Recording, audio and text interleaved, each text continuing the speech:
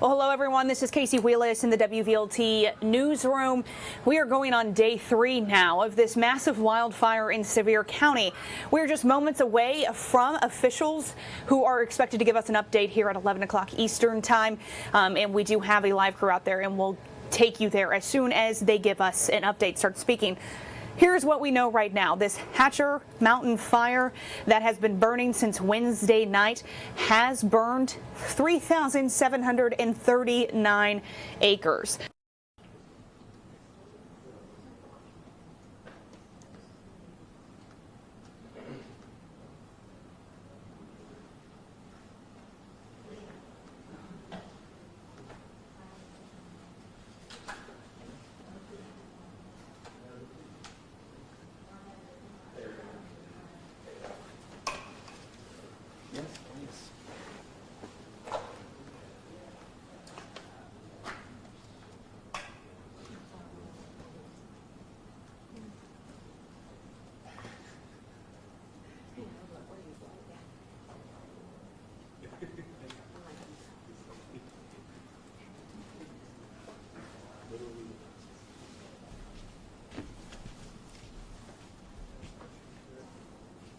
Towards this side.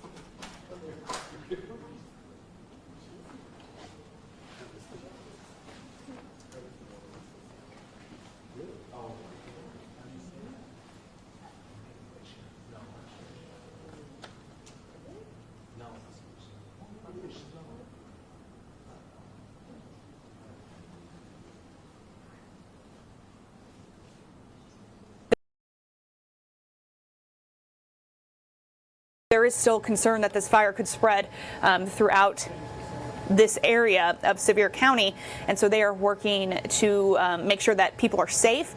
Some of those shelters are still open right now in some of the areas of Sevier County.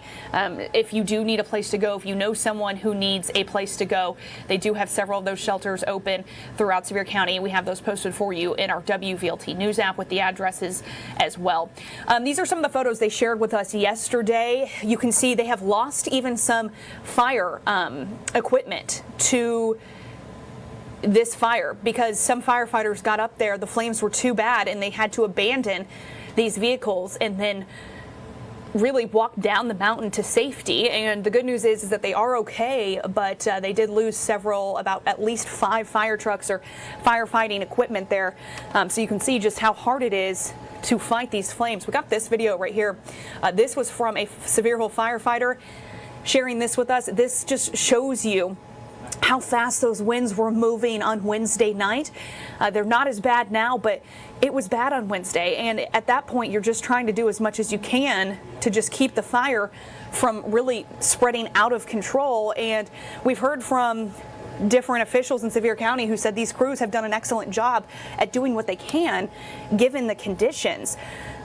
Another thing to let you all know about, if you're familiar with the 2016 Gatlinburg wildfires, officials set up a fund and a website called Mountain Tough, and it's a program for anyone that wants to help any citizens who have lost their homes or businesses or visitors to Sevier County. And what they do is they open that up so anybody can make donations there, and that is the official donation site for this fire. And this is the same one they used in 2016. It really helped a lot of people get back on their feet. And so they're also hoping to utilize that again.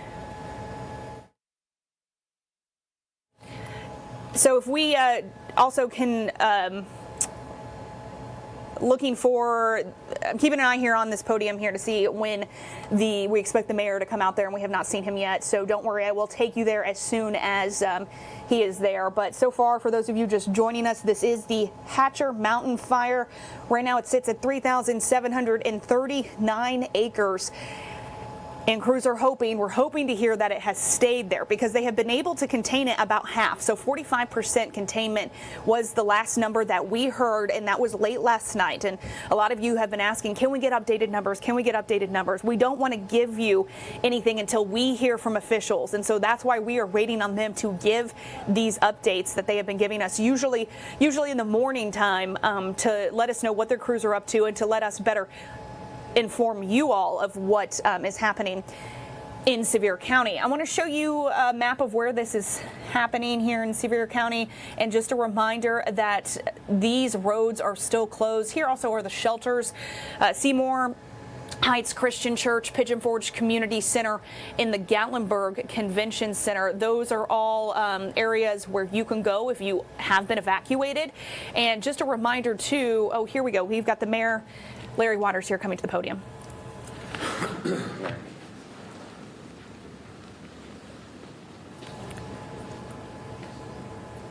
And it looks like he's just meeting with officials right here. So as soon as he starts speaking, we're going to go ahead and take that for you. That's also the emergency management director, as well as you can see some firefighters, some fire officials from different agencies as well.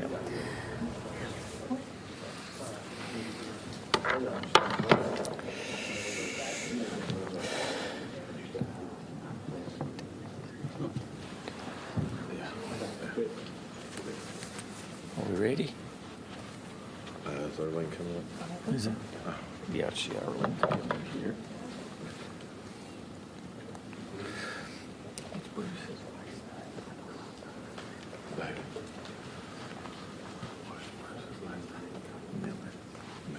Okay, thank you. Okay, I guess it's a little bit past 11 o'clock. Good morning, everyone. Appreciate you all being here so that we can update the status of the fires in Sevier County this morning. I can start off with good news, and that good news is that we have accounted for everyone and have determined that there are no fatalities involved in this fire, and that is great news for Sevier County, and we certainly are very thankful for that, and feel hopeful and that will continue to be the case. The Hatcher Mountain Fire can report to you today has 45% containment. We're still estimating around 3,700 acres, and we are estimating more than 100 structures have been affected. And we are going to begin this afternoon. Teams are going to go out and begin our damage assessment in the various areas that where the structures were damaged or destroyed. So we will have, after this afternoon, I think we're going to have a better handle on how many structures have been affected as we do our damage assessment. The TBI agents, alongside the Tennessee Department of Agricultural Crime Unit and the Sevier County Sheriff's Office, are investigating the cause and origin of the Hatcher Mountain Fire. So we don't have any information on that right now because they're in the process of that investigation. excuse me. Evacuations remain in place for Hatcher Mountain Road, Cove Creek, Indigo Road, and Shagbark Resort. Later on today, we are going to have a map available that our citizens can go to and see the areas that have been evacuated for the Hatcher Mountain Fire and continue to be under mandatory evacuation so that they can see whether or not their area is a part of that. We have several roads that remain closed due to hot spots, and the emergency personnel continue to work. We are going to reopen roads as they are safe to do so. But we want to make sure that that our citizens are safe as they travel, and so we have teams out evaluating as we speak these areas and the road closures that we have, because we don't want anyone to be in danger as they travel. So we have opened and closed a few roads yesterday that I think caused some confusion, but we were very cautious, in particularly Wires Valley Road. We tried to open it because we know it's an important access for the community, and then we had some hot spots that started yesterday afternoon, and our personnel went up and evaluated that and recommended we close the road, as we had to have our firefighting units to go into that area to put those hot spots out. So we're doing that on all the roads that are in the affected area. So that is the information that I have on the Hatcher Mountain Fire. We also, as you know, have a Millstone Gap Fire, which is located in a remote area of the DuPont area of Blount and Sevier County, right on the line. The total acreage of that fire is 800 acres, and it is reported 0% contained right now. However, there are no structures affected. It's a very mountainous terrain, very difficult terrain to get into. So, but we do have a lot of resources down there that are trying to contain that fire, and we continue to work to do that. And fortunately, the weather is not what it was the other night. We don't have the force of winds that we have, and I think the humidities went up, and so we continue to watch that very closely and continue to work that fire with a lot of personnel. We've had some evacuations in that area from the Blount County line to South Rogers Road. Those remain in place. But other areas, as I said, we're going to have a map, and other areas will be opened up down there as we can do so. Those affected by the fires can go to www.mountaintough.com. That is now activated. Mayor, excuse me, .org. Okay, then I stand corrected. My cheat sheet here said .com. Those are now activated. Items accepted for donation include water, sports drinks, baby clothes, hygiene items, new clothes, and gift cards. And I emphasize new clothes as we had an issue with that in 2016. So the Sevier County Fairgrounds is open presently to receive those donations, and we'd ask folks, if they want to donate, to take those items to the fairgrounds. As far as shelters are concerned, the Pigeon Forge Community Center had fewer than 10 people stay last night. Many of those who stayed the first night seemed to be vacationers and went home, but they are continuing to provide meals and shelter at the Pigeon Forge Community Center. And the Sevier Heights Christian Church was also open last night and will remain open as needed. Excuse me, Mayor, one more. That's a typo. Seymour Heights Christian Church at the intersection intersection of Boyd's Creek and Chapman Highway. Yeah, that is, again, thank you for, that's correct. That's Seymour Heights Christian Church. And so we have those shelters open. We continue for information purposes for our citizens. We have a link. They can go to Mountain Tough.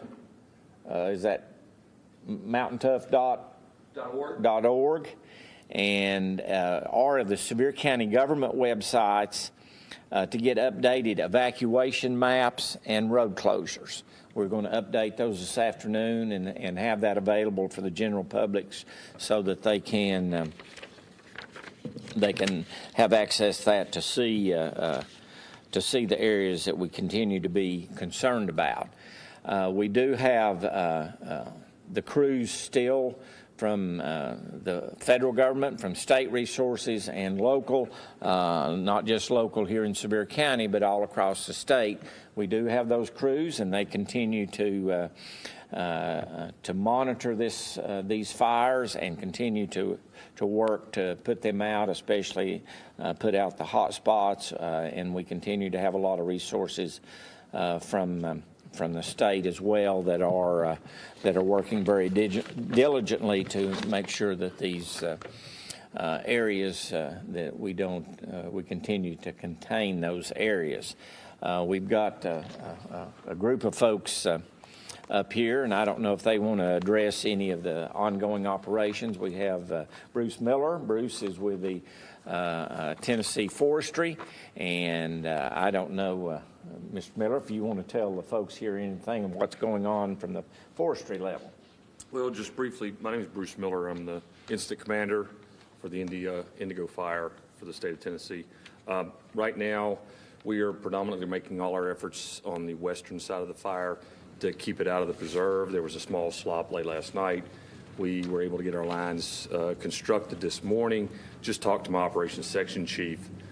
He doesn't think there'll be any difficulty in containing that. I have put the majority of the fire in patrol and mop-up status, so we are out actively searching, securing lines, and making sure that all hot spots are out and safe for the public when and if the county and their personnel deem it safe for the public to come back in. Right now, I am in communication with the incident commander on the fire over near Seymour, in that area, the DuPont area, and he is doing a very aggressive size up, and we have quite a few resources there. We're bringing in several heavy dozers. We have a hot shot crew from the U.S. Forest Service that we're going to assign to that fire. We are looking at possible air operations this afternoon once we determine where our lines will be constructed. So we want to utilize those resources efficiently once we call them up. They are on standby and awaiting our calls at this time. He said he would rather do a size up before getting them up and just have them fly around. But as things go now, the fire in Indigo is looking very good. I'm hoping possibly for a transition sometime this weekend. Thank you. We have Chief Puckett here, and Chief, as you know, is the fire administrator for Sevier County and been the incident commander. Chief, you want to address any? Certainly. I'd just like to say that I appreciate the outpouring of support. We've had emergency responders come from as far as Middle Tennessee to come and help. We're very grateful for everyone's participation due to everyone's fast response and hard work. We've made a lot of progress and a lot of headway on this incident. Not to mention just emergency responders, but also the National Park and the Tennessee Department of Forestry. We're working very seamlessly to get resolve on this call at this time. Deputy Chief Hodges and our EMA Director Joe Ayers are here with us. As you heard, we are making a great deal of progress on these fires. We feel that we're in a good position right now, and we're going to continue to we'll continue to inform the media. We'll probably have, or we'll have some kind of press update this afternoon. I don't know that we'll have any additional information, but if we do, we will certainly put it in that update so that we can continue to inform you all and our citizens about what's going on. And we'll take a few questions, but before we do, I want to reiterate what Chief Puckett said and just say thank you to all the folks, the emergency personnel, the firefighters. They've done a great job from federal, state, and local level. We've had so many people here in the county who have stepped up and brought food and brought water and drinks and just all kinds of support from the folks here in the county, and appreciate that, and appreciate the continued prayers for the folks that have been affected in this, and also for our firefighters and those that are working hard to make sure that we contain these fires. So I will take a few questions now. Yes. Good morning. Thanks for Yeah. doing this. Good morning. I appreciate it. A lot of folks wondering about the cause. I know that's under investigation, but I heard you talk about the TBI and Sevier County Sheriff's Office and others investigating the cause. Does that mean you think it might be criminal in nature, or is that just because they have the investigators? That's just because they have the investigators. I don't think we have any indication right now that there is any criminal activity involved in the fires that I'm aware of. But we want to make sure that we can determine what that cause was. But that doesn't indicate that we're thinking that there's any criminal aspect to this. A lot of folks also concerned about their homes. I know yesterday at this time we heard more than 100 structures. Is that just because you've examined 100 structures, you've just kind of counted them? Do you estimate it's a lot more? That's what we're doing. We're starting that this afternoon. Joe Ayers, our EMA director, is organizing teams to go out in these communities that were affected, to go house to house and to see the damage at each house. They're going to put that on a map. We're going to have that available. So that's going to start this afternoon so that we'll have more detailed information when we get, and we're going to put that on our website also so that the public can take a look at it. Is this going to be pictures? What this map you're talking about is pictures? Can people actually see their home, or is it just kind of showing where the fire? Joe, you can tell them. What we're intending to do is very similar to what we did in 2016. We utilized the GIS platform. We're able to put it online, and it was very successful. We received a lot of input from the community that it helped individuals who were unable to go back to their residence to identify whether or not their structure had been affected or was severely damaged to where, as we would say, maybe a total loss. So what our plan will be to go out and assess the area to make sure it's safe for these individuals to go out to make this assessment. And then our crews will go out and evaluate each house to identify a certain level of damage. And that's part of the process as we go forward requesting assistance from other agencies in the recovery process. So we're at the very beginning of trying to begin the recovery process. But as this assessment is completed, we will get it posted back online and try and have a map to help folks to put in their address, to give them a status of what that structure is at the time if they're still not able to be allowed to return back into the area due to safety. Do you have any concept of which neighborhoods may have been the hardest hit? I do not. This is still, for my aspect, getting in the damage assessment aspect is preliminary. I'm working with the Sheriff's Department and the Fire Service to be able to now make entry as it's been active scene where they've been actively engaged in suppression efforts. So as they have put out a lot of the fires that's been smoldering with the winds the last few days, they've flamed back up. So it's been a very ongoing event. Are the majority of the buildings damaged rental properties or people's actual homes? That I don't have that information right now. Okay. And you said no fatalities. What about injuries? I'm only aware of the initial injury that we had on the first day. A question for Bruce. You talked about a transition this weekend. Does that mean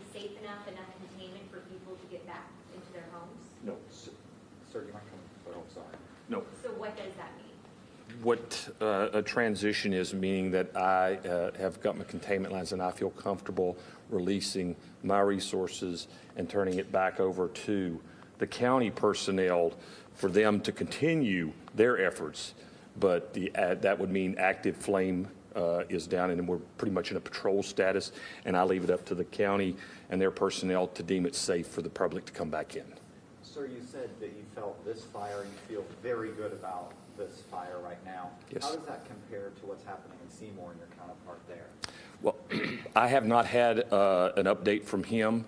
I spoke to him at 6 this morning, and he briefed me that he was going to go out and do an active assessment of the fire. So I probably won't know any more information until about 1300 or 1 o'clock this afternoon. What does an active assessment mean? What we do is we go out, we evaluate fire activity, terrain, fuels, weather, available resources, and then we build what we call the big box. And we're going to work within that box to determine structures, property, values, and where we are going to apply our resources the most effectively to contain or control the fire from advancing into those areas.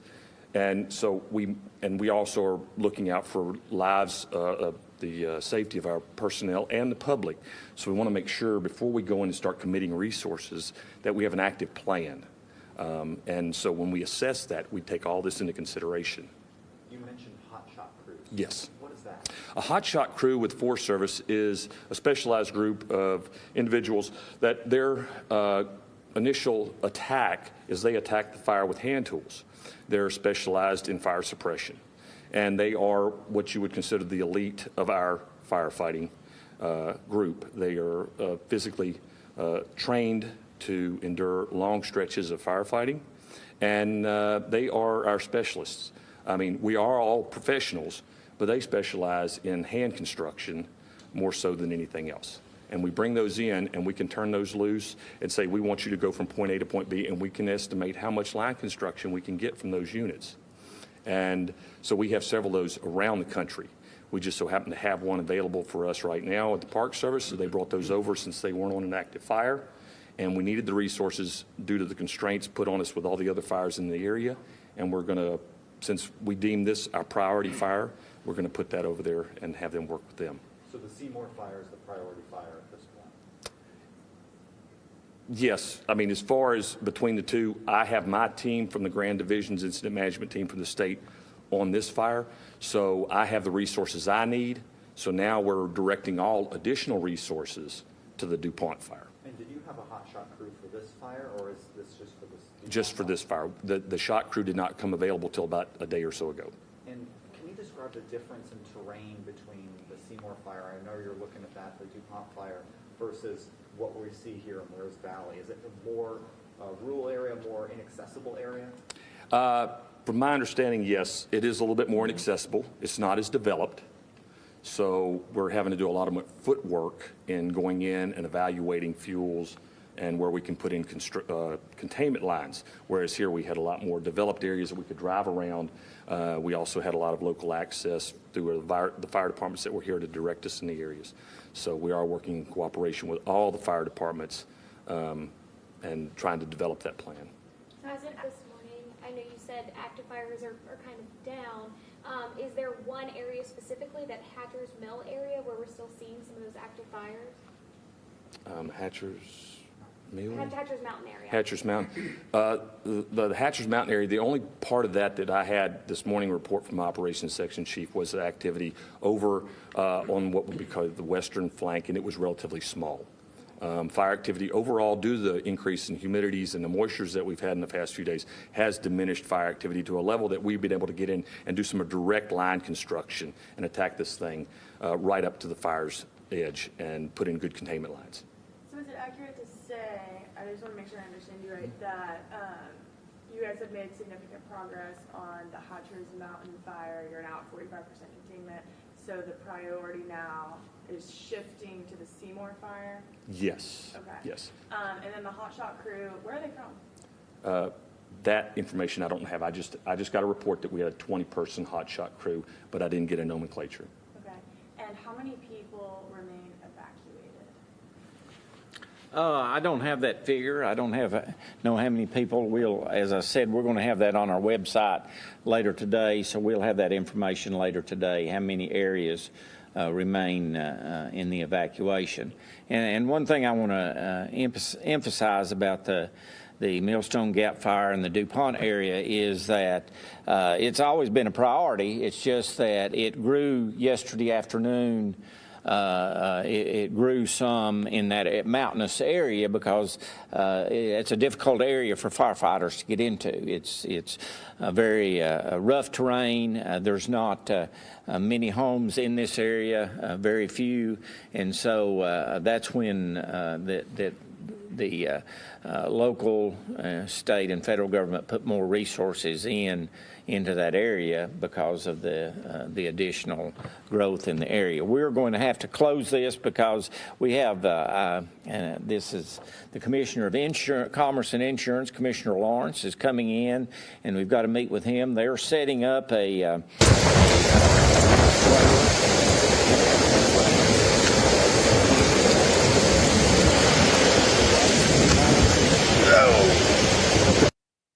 and the folks in the Department of Commerce and Insurance is going to be working with them to help them as they navigate all of the things that have to be done when you lose your home to a fire. So they're setting that up, and I think Commissioner Lawrence is waiting on us to meet with him. And I want to say a word of thanks to Governor Lee. I talked to Governor Lee yesterday morning a couple of times, and he certainly indicated that the state would do anything within their power to help us in this situation. I've also talked to Senator Haggerty yesterday morning twice, and we had a conference call with Senator Blackburn last night, which all of us had an opportunity to talk with her. She wanted to come in, but her flight schedule did not work, so we have talked to our state and federal officials. We're also meeting today at lunch with the team of Director Sheehan and Lieutenant Governor McNally are going to be there, as well as our state representatives and possibly state senator to brief them on the fires and what's going on. So again, thank you all for being here. We'll have another update, a press release this afternoon to update you, and we'll include any additional information in that we might have. So thank you very much. Thank you. You're watching a live press conference here from Sevier County, the latest on the fires, the two fires that crews are now fighting in Sevier County. And that is the Hatcher Mountain Fire as well as the Millstone Gap Fire now. And here's what the mayor just told us. The Hatcher Mountain Fire is still sitting the same numbers that we had updated last night, 3,739 acres. 45% contained. Those numbers have remained unchanged, but it seemed very hopeful. The Division of Forestry officials felt very hopeful that they will be able to have this fire under control sometime soon. So this is something that we have been waiting for today to get an update on that. And he also mentioned that some of the roads are still going to be closed due to some hot spots there, so the evacuations are still in place. Now, here's the biggest update that we got from the mayor is that they will be releasing later today an interactive map that will assess some of the damage. We've had a lot of you asking about certain properties, certain areas, and what the damage is like. So today, crews are going to be out and about in those neighborhoods, and they're going to be looking for the damage. And what they're going to do is they're going to then post a website where you can go in and type in the address to see what the status is of that property. And they say they hope to have that released later today. For those of you who were around 2016, they did something similar, and that really helped people, especially those who were out of town where it wasn't safe to go into those areas, to really get a better idea of what was happening and kind of just there's a lot of stress of the unknown. So they're hoping that this will help people as well. Now on to the other fire, the Millstone Gap Fire. This one is in Sevier County as well, but right on the Sevier County, Blount County line in the DuPont area in Seymour. This one has burned 800 acres and it is 0% contained, but they said the good news here is no structures are affected. The problem here is this is a very rural area that makes it very difficult to fight this fire in this rough terrain here in this rural area of the DuPont area. So right now they are trying to make sure that all crews are taken care of over here on this side of things in the MLLSTONE area, but also trying to make sure that everyone is safe in the DuPont area as well. So that is the very latest here from officials in Sevier County. We're going to keep you updated here on WVLT News. Check our Facebook page also for updates as they happen.